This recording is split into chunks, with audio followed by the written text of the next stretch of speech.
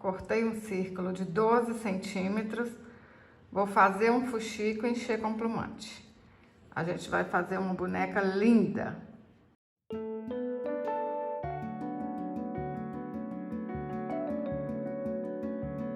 Para fazer os braços, cortei um cordão de 17 centímetros e amarrei no meio. Posiciona aqui, olha como é que vai ficar. Põe um pouquinho de cola.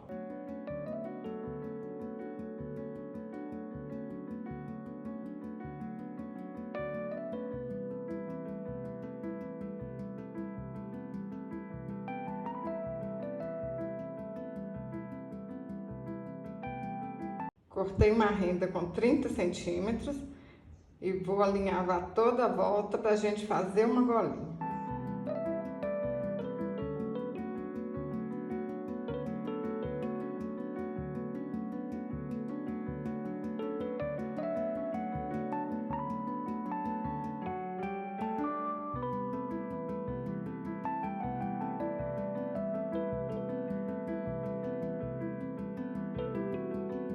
Para fazer a cabeça, eu cortei um círculo de 8 centímetros, fiz um fuxico e enchi com plumante.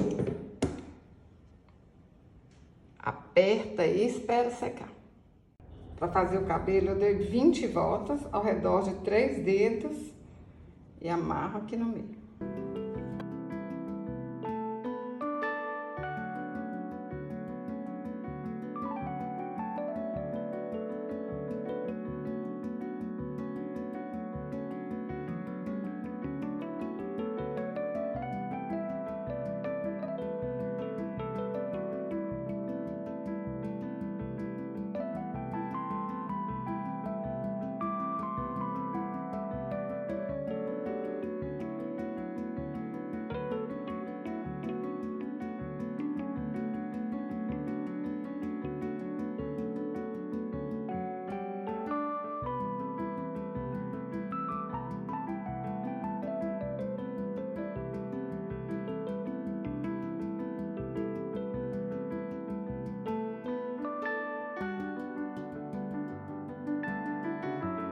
Dei 4 voltas ao redor de um dedo, amarro aqui no meio, corto as pontinhas e tá pronta a franjinha da boneca.